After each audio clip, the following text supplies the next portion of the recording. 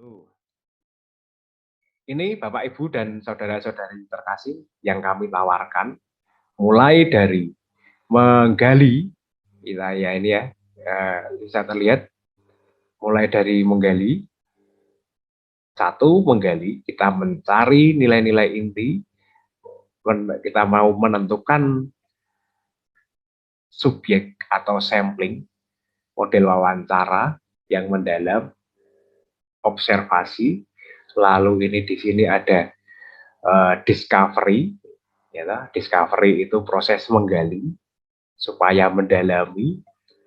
Di samping itu ada studi dokumen-dokumen, mengumpulkan koleksi-koleksi kisah dan sumber-sumber sejarah sebagai dokumen. Kita membuka lagi dokumen-dokumen sejarah sekolah kita, kan ini mengasihkan gitu. Lalu membuat narasi itu cerita yang cerita yang bisa menghidupkan dimensi afeksi, dimensi kemanusiaan kita untuk menjelaskan kehadiran sekolah kita masing-masing.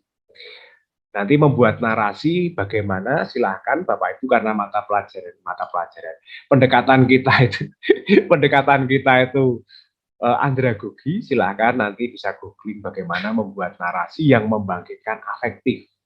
Bukan narasi-narasi yang deskriptif, tetapi cenderung sekolah kita itu punya nyawa. Dia pribadi yang bisa bicara. Dia pribadi yang bisa menularkan nilai-nilai kepada kita dan peserta didik kita. Itu yang utama. Lalu di situ ada dokumentasi, kita cerita-cerita tadi didokumentasikan, yang berisi kisah-kisah kepahlawanan, lalu apa yang perlu diperjuangkan, lalu dari sana ada kategorisasi nilai-nilai inti sekolah.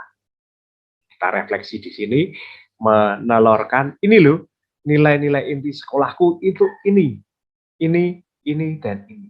Jadi ketika kita membuat visi dan misi, itu bukan hanya mengkoleksi kata-kata baik saja, tetapi kata-kata baik itu sudah hadir dalam sejarah keselamatan sekolah. Lalu di sini kita juga bisa menghasilkan dari nilai-nilai inti ini, ada karya ilmiah misalnya, ada novel yang nanti akan menjadi bahan literasi dari anak-anak kita, kepada anak-anak kita dan para mitra kita. Entah itu nanti akan juga ada tabloid, entah itu koran sekolah, terus ada film, bisa membuat film, dan lain sebagainya. Atau naskah drama dari nilai-nilai inti itu, dan lain sebagainya. Lalu ada evaluasi dan validasi pengesahan bahwa nilai-nilai inti ini memang benar-benar ada dalam sejarah, dalam terang yang kekinian. Lalu memang sungguh tidak menyalahi koridor-koridor sekolah Katolik. Begitu. Lalu perlu dievaluasi lagi dengan melibatkan stakeholder, mungkin 5-10 tahun akan berulang lagi atau merevisi nilai-nilai inti ini dengan cara pandang baru atau menemukan hal yang baru juga. Ya, tugas dari pendampingan core value ini cukup cukup banyak karena kita semacam menggali lagi itu dari nilai tadi, dari lingkaran model Luber tadi, buatlah kelompok untuk menggali nilai-nilai inti sekolah, masing-masing sekolah kurang lebih 5 orang bisa, termasuk kepala sekolah, kelompok untuk menggali, atau bisa juga Bapak Ibu kepala sekolah bisa mewajibkan guru-guru itu untuk dolan keluar dari sekolah, nonggo, bertetangga, bertemu, menjumpai saudara-saudara sekitar, terus bertanya, menggali sebenarnya identitas sekolah itu seperti apa sih dengan pertanyaan-pertanyaan. Apa dampak kehadiran, misalnya dengan pertanyaan, apa dampak kehadiran sekolah A pada masyarakat ini, Bu? Pernah ada cerita-cerita apa? Atau kita bisa berdinamika dengan dulu para pendahulu pensiunan yang mungkin harus berjalan berpuluh-puluh kilometer untuk sampai ke sekolah. Lalu mungkin ada kisah-kisah para pendiri sekolah yang kurang sampai saat ini tidak didokumentasikan atau kita abai dalam proses sejarah itu. Kita akan membuat narasi kisah yang menceritakan nilai-nilai inti sekolah itu. Lalu kategorisasikanlah nilai-nilai itu dalam satu atau dua kalimat yang jelas. Ini mohon maaf ya Bapak, Ibu dan Suster, ini harus seperti ini atau nanti bisa model lain. Ini satu kata ini atau dua. Model lainnya maksudnya, ini nanti mungkin pertanyaan ketiga akan setelah para pembuat modul ini kumpul, ini sebenarnya pertanyaan ini akan mengacu pada pembuatan ini. Misalnya pertanyaan core value ini akan mengacu pada modul kurikulum atau modul desain instruksional. Bagaimana core value menjadi hidden kurikulumnya para guru. Seperti roh penggerak dari para guru mengajar. Atau seperti ini, mensinergikan nilai-nilai itu dari nilai-nilai inti sekolah, lalu keutamaan Santo Santa Pelindung Sekolah, dan nanti disatukan dalam profil pelajar Pancasila. Pastinya ya, nanti akan ada nilai-nilai yang beririsan. Pastinya ada nilai-nilai yang beririsan karena nilai-nilai itu podo, ya sama. Maksudnya kejujuran itu ada misalnya kejujuran dalam nilai yang bernalar tipis, itu kan sama. Terus semangat bergotong royong kerjasama di nilai-nilai inti sama. Ini nanti ada kategorisasi, itu maksudnya ada nilai itu ambil yang sama, nanti akan menjadi dikerucutkan nilai-nilai yang sama tersebut nanti dalam modul budaya sekolah akan menjadi jargon sekolah. Jadi dari keutamaan nilai inti sekolah, keutamaan Santo Santa Pelindung Sekolah, karakter profil pelajar Pancasila, nanti ini menjadi modal dasar untuk di modul budaya sekolah itu menjadi identitas sekolah atau nanti menjadi jargon sekolah. Ya, kurang lebih seperti itu. Nanti ada pertanyaan juga, istilah ikhtisar tadi, nilai pada tabel yang profil sekolah Anda, garis bawahi kesamaan dan padanan nilai keutamaan itu, refleksikanlah nilai inti yang beririsan untuk menjadi pijakan modul-modul selanjutnya. Misalnya nanti pada modul tadi yang saya katakan, atau pendampingan pendidikan karakter, modul pendampingan karakter, atau modul literasi. Kita mau menghasilkan sumber-sumber bacaan dari konteks lokal seperti apa yang untuk kita tawarkan. Baik, kurang lebih seperti itu Bapak Ibu, Suster. Di modul yang kedua dan ketiga ini kita berdinamika untuk memproklamasikan nilai-nilai ya. Tapi memproklamasikan nilai-nilai itu belum cukup. Lalu sekolah mesti menyusun langkah strategis yang tertuang dalam peta jalan atau cetak biru sekolah. Nanti akan kita ngomong ini soal kurikulum, lalu soal desain instruksional, lalu soal evaluasi, lalu karisma kepala sekolah, gitu ya. Mestinya ada kesesuaian dan koherensi untuk mengimplementasikan nilai-nilai tersebut dalam ekosistem sekolah.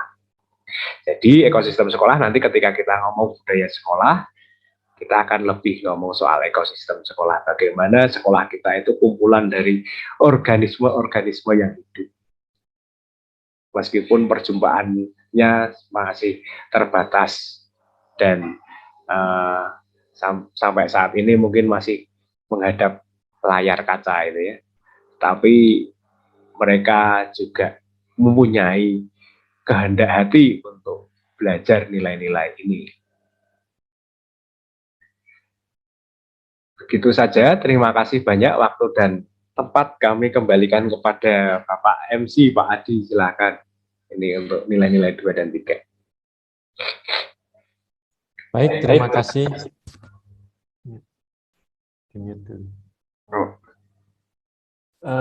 Terima kasih, Pak Hendy.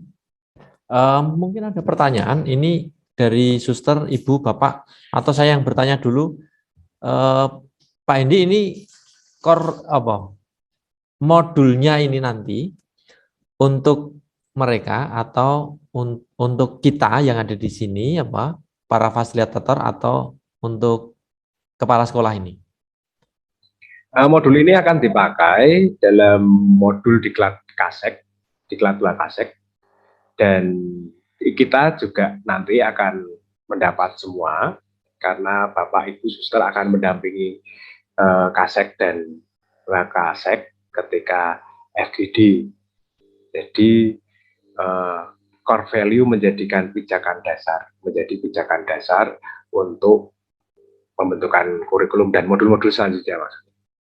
Modul-modul kita itu memang sengaja dibuat saling terkait supaya ini adalah pendidikan itu tidak serta-merta terpisah.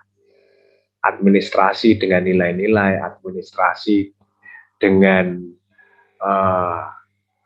karakter kepemimpinan kepala sekolah, tapi semua itu menjadi saling terkait. Sampai akhirnya muaranya pada peningkatan peserta didik kita. Seperti itu, kurang lebih, Pak Adi. Oke, baik Pak Hendy. Pak Aka ini silahkan Pak Aka. Saya sambil minum ya, maaf. Oke, terima kasih Pak Adi dan Mas apa Pak Robertus ini manggilnya Mas Maun. Ya, terima kasih pemaparannya. Di awal saya sempat mulai berpikir tapi nambah mumet, Mas. Mumet artinya dengan bahasa, kalau saya bahasa pemaparan sepertinya memang lebih pada banyak teori filsafat gitu ya, yang bahasa-bahasa yang mungkin atau hanya saya yang berpikir. Cuman ketika saya membayangkan, ketika saya kalau berpikir terus mumet ya, saya bayangkan saja. Saya bayangkan ke depan dengan adanya core value di sekolah-sekolah Katolik ini, ya seperti yang tadi disampaikan, memang akan menghasilkan atau menciptakan sesuatu hal yang baik untuk sekolah-sekolah Katolik yang selama ini memang banyak yang tidak atau terlupakan untuk menggali nilai-nilai itu, baik nilai dari pendirinya, nilai dari santa pelindungnya yang harus direalisasikan dalam kurikulum, dalam kesehariannya. Itu memang terus terang kami di SMP Pangudul Salatiga juga menyadari itu ketika tadi Mas Betus mengatakan, oh iya benar juga ya gitu. Sehingga itu menjadi membuka, kalau saya pinjam istilahnya masukkan, membuka cakrawala saya untuk ternyata memang selama ini nilai-nilai itu belum kami, ya baru mungkin sekolah ada yang baru untuk memunculkan, tetapi tidak mendalami atau menjadi suatu nilai plus gitu. Nah, seperti contoh misalkan 10 keutamaan Buder FIC itu, anak-anak hafal 10 keutamaan, hafal semua, tapi dalam realisasi keseharian memang tidak semuanya bisa dilaksanakan. Tapi itu memang nilai-nilai universal, benar. 10 keutamaan itu nilai-nilai universal. Nah, maka yang awal saya bayangkan modulnya itu modul yang sepertinya nun sewu, mohon maaf membosankan, tapi ketika tadi Mas Robertus menjelaskan sepertinya ini menarik. Jadi menggali, berdinamika ini dan berdasarkan dengan situasi sekolah, situasi unit masing-masing. Dan ini mungkin Bapak Ibu yang lain punya pemikiran yang sama, sehingga nanti ke depan itu kita sebagai pendamping atau fasilitator itu akan mudah untuk menularkan ini, baik kepada peserta diklat ataupun juga di unit kita masing-masing. Jadi terima kasih Mas Robertus sudah membuka cakrawala saya tadi, benar-benar opo toh. Tapi setelah saya bayangkan dengan apa yang diceritakan panjenengan tadi, saya kira baik kalau memang sekolah-sekolah Katolik tidak hanya terlepas hanya dalam tanda kutip menjual untuk mendapatkan murid banyak, tapi ada hal inti lain yang sebenarnya perlu dikembangkan dan itu akan justru bertahan lama ketimbang kita dengan kata menjual itu pasti suatu saat akan hilang pangsa pasarnya, tapi dengan nilai inti itu saya kira nanti akan bertahan lama dan itu tidak akan hilang. Saya hanya memberi masukan mengungkapkan itu saja untuk sharing saya pada siang hari ini. Terima kasih Pak Adi dan Mas Hubertus. Terima kasih sekali Pak Aka. Saya juga bersyukur bisa berdinamika di sini. Lalu untuk tadi masalah filsafat tadi, sebenarnya filsafat itu kan ilmu kebijaksanaan, Pak. Nanti kita akan menjelaskan pada modul selanjutnya bagaimana filsafat kita itu nantinya juga yang menjadi dasar kurikulum nanti, bukan semata-mata tadi yang bahasa-bahasa itu ya, perennialisme, esensialisme, atau konstruktivisme gitu ya. Tetapi nanti bisa saja kita menggunakan filsafat lokal, kebijaksanaan lokal. Misalnya dari Suryo Mentaram itu, kalau yang Jawa itu nanti bisa ya. Itu jadi filsafat itu bukan sekedar ilmu yang jauh, tetapi ini kebijaksanaan lokal yang kenapa sih kita harus berkiblat barat? Kan sekolah kita itu kan ada di lokal. Kenapa kok kita harusnya bisa? Dan kemarin ditandaskan oleh Pak Yuli Utarto, ya mestinya seperti itu, Mas. Itu ketika berdinamika bersama Pak Heri, itu sama-sama asosiasi kurikulum baik Indonesia maupun Jawa Tengah, itu ya mestinya seperti itu ya. Ini suatu hal baik yang perlu kita upayakan. Mungkin maaf, negara sendiri akan terheran-heran dengan kita, maksudnya kita semua 144 sekolah yang menemukan nilai-nilai dari perennialisme, maksudnya dari nilai-nilai kongregasi, nilai-nilai kekatolikan kita, lalu nanti nilai-nilai sosial seperti apa. Ya, matur nuwun Pak Aka atas sharingnya yang meneguhkan kami semua, kita semua saling memperteguh, membuat lebih optimis. Terima kasih. Boleh saya lanjutkan Pak Adi? Boleh, Suster. Oke, ya. Monggo. Selamat siang, Mas Robertus. Selamat siang para Bapak dan Ibu. Saya mungkin agak senada dengan yang dikatakan oleh Pak Aka ya. Terus terang kami di Seriamal memang untuk nilai-nilai itu ya kami sudah punya core values yang bersumber dari spiritualitas pendiri. Ya, kami punya ada 5 itu: pro-life, empowering, compassion, honesty, dan trust. Dan kami punya pelindung sekolah juga. Putri Cahaya itu punya pelindungnya adalah Santa Clara. Hanya memang dalam perjalanan sampai saat ini saya pikir kita belum memperhatikan untuk menggali nilai-nilai pelindung sekolah ini, dan ini menjadi satu kesadaran baru untuk saya tadi bahwa ini penting sekali kita gali spiritualitas Santa Clara itu untuk mewarnai nanti dalam kurikulum kita. Dan seperti saya katakan tadi, memang core values itu kami sudah punya, anak-anak juga sudah hafal. Tapi mungkin seperti dia katakan Pak Aka tadi, ya belum begitu mewarnai kurikulum lokal, ya belum mewarnai kurikulum di sekolah kami, satu yayasan seperti itu. Dan memang 1 tahun ini kita sedang masuk kepada kesadaran bahwa apa yang menjadi core values kita itu, kita mau mencoba membuat ini menjadi satu, membudayakan itu di sekolah seperti itu. Nah, hanya bagaimana itu masih dalam proses penggalian sekarang, dan saya berharap dengan adanya kegiatan ini itu nanti akan membantu kami bagaimana mendaratkan ini dalam kurikulum sekolah. Kemudian ada satu pertanyaan saya, Mas Robertus. Tadi modul 2 itu khusus untuk pangudi luhur ya. Yang kenapa saya bertanya, karena kalau itu khusus untuk pangudi luhur, eh, dimasukkan ini menjadi salah satu bahan kita, barangkali mungkin dari sana kami bisa berguru ya dari pangudi luhur. Mungkin di modul 2 itu nanti sudah ada apa ya, nilai-nilai atau mungkin bagaimana yang sudah diwujudkan dalam bentuk program, bagaimana nilai-nilai pendiri atau nilai-nilai tadi keutamaan guru bruder itu ya. Mungkin itu sudah ada dimasukkan dalam program, sehingga dari sana kami bisa belajar bagaimana nanti membuatnya di sekolah kami atau di yayasan kami. Seperti itu, Mas. Terima kasih. Ya, terima kasih, Suster. Nanti akan kami sampaikan juga modulnya yang kedua. Silakan kita saling memberi inspirasi ya, Suster, untuk ini. Lalu sejauh mana kurikulum itu bisa kita rasakan bahwa kurikulum mestinya itu semakin dekat. Kurikulum itu kan seperti misi kita ya. Kalau kita ngomong, kita mendapatkan rahmat misi itu ketika dibaptis, dan itu sampai mati kita tahu.